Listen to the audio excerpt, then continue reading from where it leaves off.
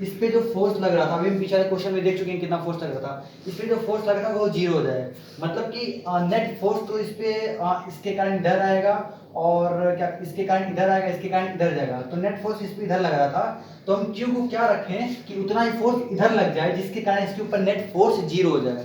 तो ये हम लोग पहले चीज देख लेते हैं मैथमेटिक्स से अगर इक्विलैटरल ट्रायंगल में अगर सेंटर से डिस्टेंस पता करनी है तो r/√3 होती है, आप मैथमेटिक्स में जानते ही होंगे।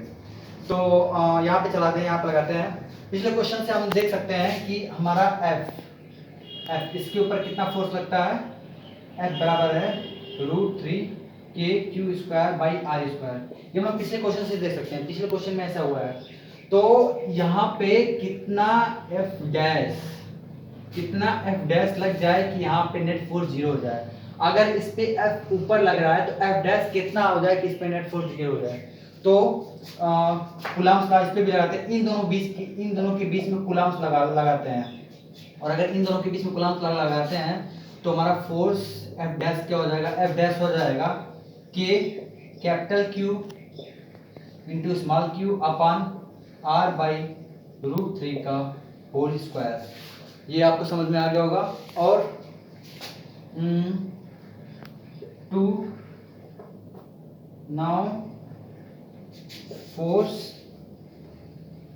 On each charge is zero. Force on इस चार्ज जीरो, आपको पता है फोर्स ऑन इस चार्ज जीरो है, मतलब कि f डैश के बराबर होना पड़ेगा तभी इस पे फोर्स जीरो हो सकता है। तो हम बराबर करते हैं हो गए। तो गैस अगर हम f को f डैश के बराबर करते हैं तो हमारा है क्या, √3kq²/r² equals to f dash means k capital Q into small q upon r²/3 लिख सकते हैं।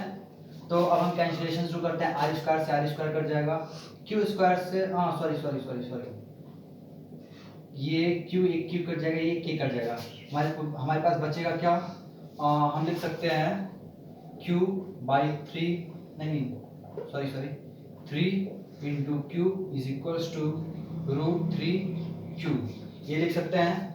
तो यहाँ से हम लिख सकते हैं q equals to √3q upon 3, और अगर हम √3 से ऊपर नीचे मल्टीप्लाई कर दें तो q इक्वल टू हो जाएगा 3√3, q इक्वल टू q/√3। ये हमारा फाइनल आंसर आता है। मतलब कि अगर हम q को इतना रख देते हैं तो इनके ऊपर फोर्स जीरो हो सकता है। लेकिन बहुत इंपॉर्टेंट बात ये है, थिंक करने की बात ये है कि ये q पॉजिटिव आया, मतलब सेम साइन का आया। क्या सेम साइन एक दूसरे को अट्रैक्ट कर सकते हैं? नहीं, क्योंकि अगर यहाँ पे इन दोनों के कारण रिपेल हो रहे हैं तो इसके कारण अट्रैक्ट होना चाहिए ना, इसीलिए हम q को -q0 मान लेते हैं। ठीक है, तो -q0 इक्वल टू q/√3 है, मतलब कि q0 इक्वल टू क्या आ जाएगा, -q/√3। मतलब कि अगर ये पॉजिटिव मिलके इसको इतना रिपेल करते हैं तो ये नेगेटिव को इतना होना पड़ेगा जिससे ये अट्रैक्ट करे, इस पे नेट फोर्स कितना आ जाए, जीरो। इस पे नेट फोर्स जीरो आने के लिए गाइस क्या करना पड़ेगा, हमको -q/√3 यहाँ पे रखना पड़ेगा। तो अब फिर से मैं आपको समझा देता हूँ।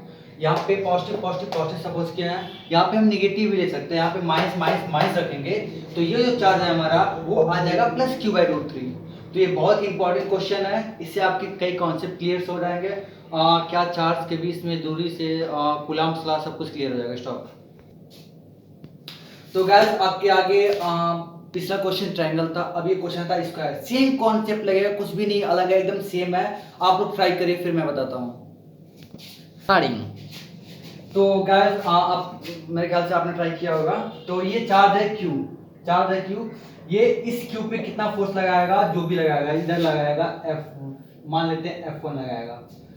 ये स्क्वायर है तो ये भी R है तो ये भी R है, तो डिस्टेंस सेम है, तो डिस्टेंस सेम होने के कारण ये भी उतना ही फोर्स लगाएगा F1। ठीक है, कॉन्सेप्ट क्लियर है।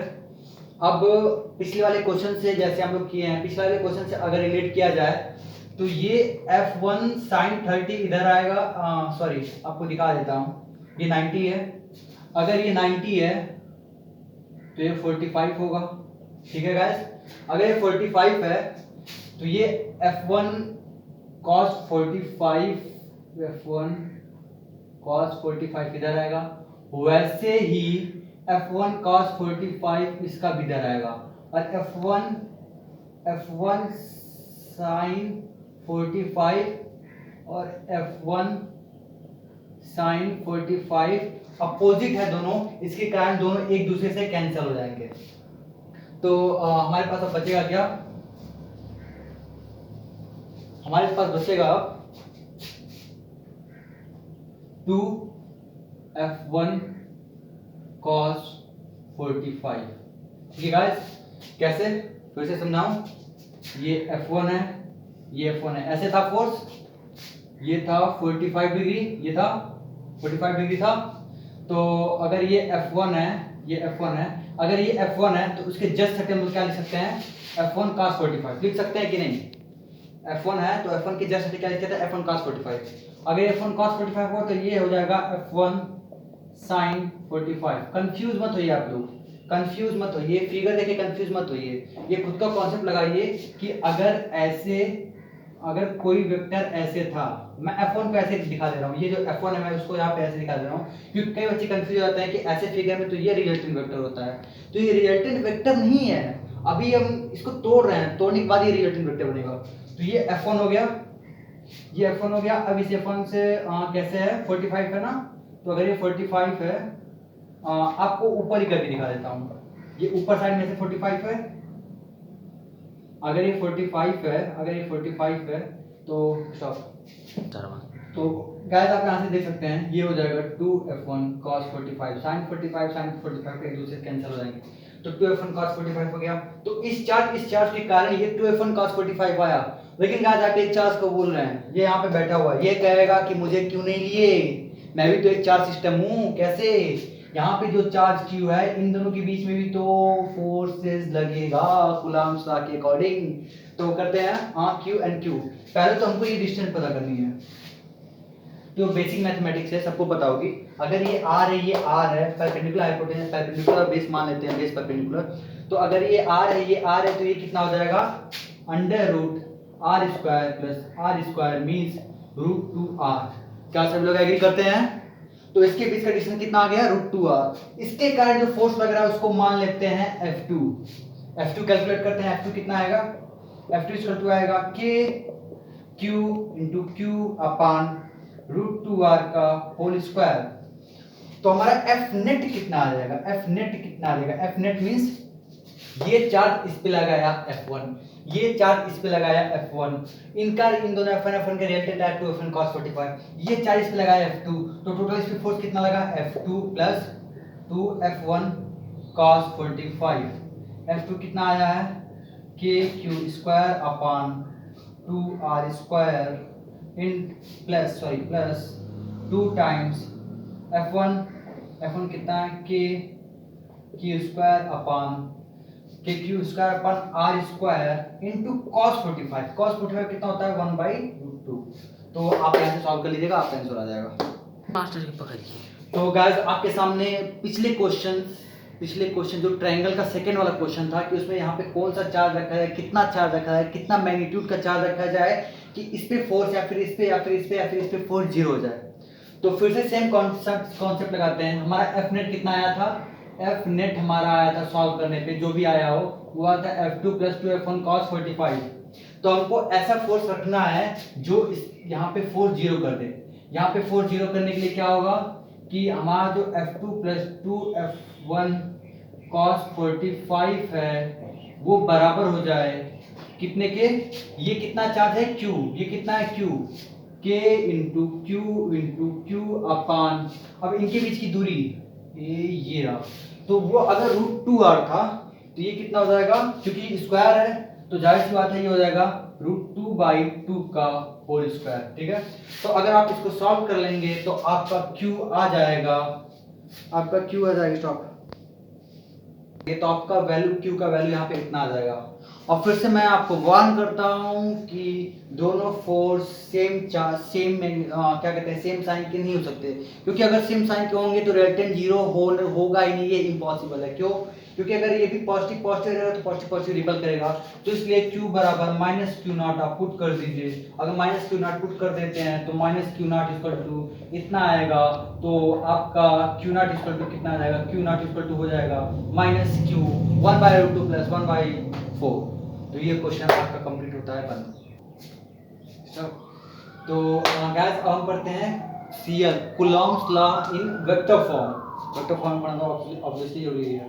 तो अगर मान लीजिए कोई चार्ज Q1 है, Q2 है, वो r डिस्टेंस पे रखा हुआ है। सबसे पहले मैं आपको एक चीज़ क्लियर कर दूं। अगर वेक्टर A लिखा हुआ है तो वेक्टर A को हम लोग क्या लिख सकते हैं, A cap into mod of A। What? A cap into mod of A। तो यहाँ से हम लोग लिख सकते हैं A cap equal to vector A upon mod of A। ये आपने वेक्टर चैप्टर में पढ़ा होगा। तो यहाँ पे देखते हैं Q1 Q2 r डिस्टेंस पे है, ये r वेक्टर है, r जो है पोजीशन वेक्टर है Q2 से Q1 का, ठीक है। और r का जो मॉड है, r वेक्टर का जो मॉड है वो r है। तो फोर्स ऑन टू F ये डिनोट करता है force on two with respect to 1 equal to Fe into F21। Fe मतलब ये जो Q1 Q2 by r square लिखते हैं जनरली वही लिखेंगे। F21 बस ये वेक्टर बढ़ाने के लिए बस हमें डायरेक्शन ये बढ़ा देते हैं, डायरेक्शन कांस्टेंट या फिर डायरेक्शन कोसाइन। तो F21 को चूंकि r वेक्टर है r कैप लिखेंगे, r कैप को यहाँ से हम लोग लिख देंगे r वेक्टर बाई r। तो क्या हो जाएगा Q1 Q2 बाई r, ये तो Fe है r स्क्वायर, और ये क्या हो जाएगा ये r कैप। तो सेम आ जाएगा, क्या आ जाएगा r क्यूब हो जाएगा, r वेक्टर ऊपर आ जाएगा।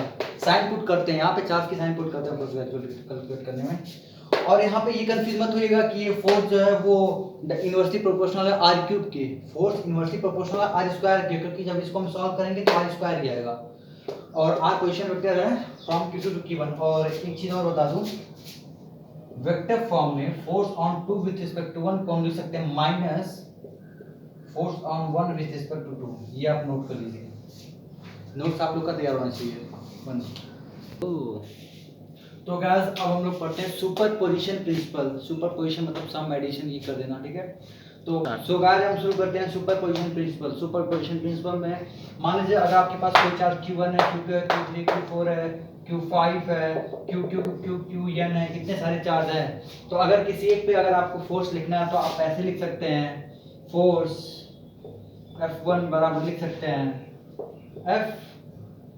F1 विद रिस्पेक्ट टू 2,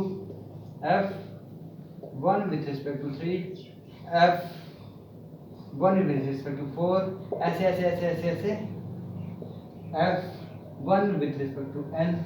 मतलब कि अगर आपके पास सैकड़ों चार्ज है, बहुत सारे चार्ज अगर आपके पास इकट्ठा करके वहां पे रखे हुए हैं और आपको इसके ऊपर फोर्स कैलकुलेट करना है, तो आप बारी बारी सबका कैलकुलेट करके इसके ऊपर होल बता सकते हैं। F1 की इसके कारण इसमें कुछ होगा, इसके कारण इसमें कुछ होगा, इसके कारण इसमें कुछ होगा, ऐसे ऐसे जितने चार्जेस सबके कारण इसमें कुछ होगा, और क्या कहते हैं हम कैलकुलेट करके बता सकते हैं। और आप लोग एक पॉइंट लिख लीजिए, पॉइंट नोट कर लीजिए, electric force between two charge is independent of presence of third charge. मतलब कि इन दोनों के बीच में जो फोर्स होगा, इन दोनों चार्ज के बीच में जो फोर्स होगा वो इंडिपेंडेंट होगा इसके इफेक्ट से, इसके इफेक्ट से, इसके इफेक्ट से। ये जितना फोर्स लगना है उतना ही लगेगा, चाहे कितनी सारी भी चार्ज हम ला के रख दें।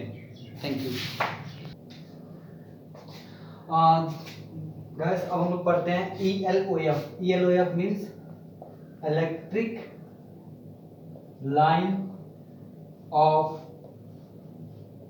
फोर्सेस, ELOF, या फिर हम मेनली इसको इलेक्ट्रिक लाइन फोर्स भी कह सकते हैं। तो इसमें कुछ पॉइंट्स हैं जो कि हमको बहुत ज़रूरी हैं, पढ़ने ज़रूरी है।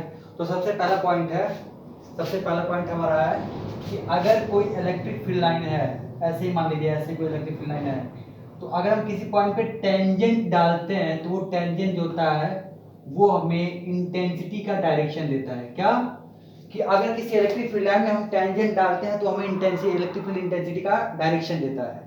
पहला पॉइंट था। दूसरा पॉइंट ये है कि electric field, mod of electric field is directly proportional to n upon perpendicular area. Perpendicular area means ये इसके परपेंडिकुलर कोई हम सरफेस एज्यूम करेंगे। उसके बाद n, उसमें कितनी नंबर ऑफ लाइंस आई, यहाँ पे मैंने एज्यूम किया एक बड़ा सा एरिया, इसमें कितनी नंबर ऑफ लाइंस आई 1 2 3, यहाँ पे एक छोटे एरिया में ही 3 आ गई। तो इलेक्ट्रिक फील्ड जो होता है वो डायरेक्टली प्रोपोर्शनल होता है n बाई एरिया परपेंडिकुलर।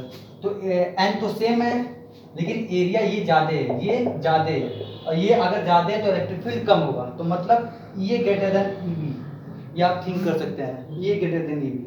फिर तीसरा पॉइंट क्या है, कभी भी दो इलेक्ट्रिक फील्ड लाइंस, कभी भी दो इलेक्ट्रिक, अगर ये इलेक्ट्रिक फील्ड लाइन ऐसी है कि इलेक्ट्रिक फील्ड लाइन ऐसी है, तो अगर ऐसा फिगर आप देखते हैं तो इसको क्रॉस कर दीजिए।